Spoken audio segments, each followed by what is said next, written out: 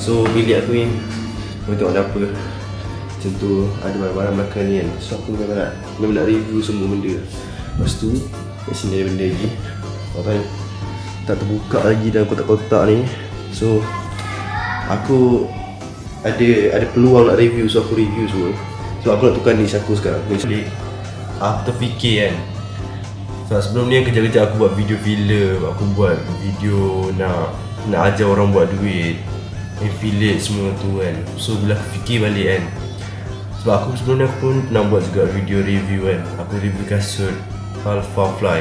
So aku tengok orang ramai suka kat situ. So aku terfikir satu benda, better aku review barang-barang aku daripada aku sibuk mencari idea nak buat video. Faham tak?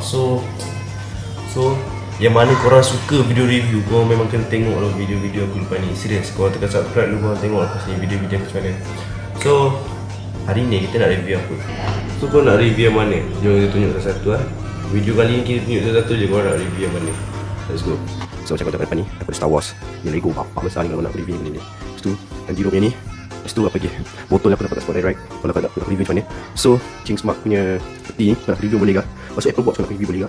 Ni kau nak review boleh ke? Aku banyak lagi yang nak tanya. Contoh aku letak kat sini. So Lego ni aku boleh review ke? Lepas tu apa lagi boleh review? Dalam ni kan, aku tengok dalam ni ada lagi. Ni ni ubah aku ada tengok aku. Dari sini kita ada kad poker daripada ROG. Kau nak aku review boleh ke? Kau nak aku buka pun boleh ke? So kau nak tengok skill aku main poker pun boleh juga. Kau nak tengok skill aku apa ni, shuffle boleh gak. So apa lagi? Ni tak payah review lah, ni tak payah. Ok, ni cakunya aku boleh review gak. Macam mana tutorial nak main ke apa kan. Tutorial guna dia review gak tu, serius. So itu dikategorikan sebagai review juga. Lepas tu kalau aku review laci pun boleh lah. Dalam ni kau tahu ada baju. Kau nak review mana? Serius, boleh. Itu je. Nanti nak menarik pula video ni kan. So jom kita tengok lagi. Ni kau nak aku review ni. Kau dengar. Cuma aku tak hidupkan je. Ni kat semua boleh review ni. Steering boleh review. Kita lagi. Tu lampu studio ni. Lepas tu aku boleh review apa je? Buku ni aku tak tengok sangat ni. Spiderman ni boleh review. Ni boleh review kereta Lego ni juga. Ni apa lah. So lepas ni dengan niche yang baru. Memang niche yang review je. Sebab aku tak nak buat video ni lah. Video filem aku fikir banyak tu. Kena cari orang nak berlakon dengan aku kan. Tu video filem. So aku kalau nak buat video filem, aku nak buat channel baru. Review ni orang boleh hantar barang kat aku untuk review barang dia boleh. Dia boleh bagi sampel kat aku terus guna. Oh, satu lagi. Kalau aku review ni boleh.